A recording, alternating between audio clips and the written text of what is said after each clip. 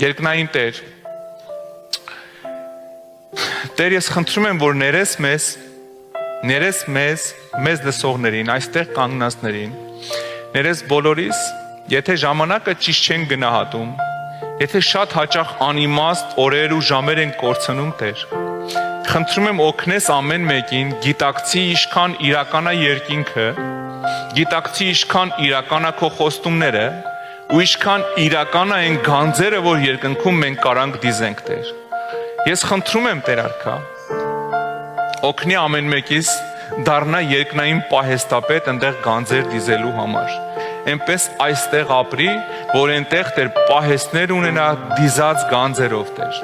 Հիսուսի զորավոր անունով թող քանդվի ամեն անտարբերություն,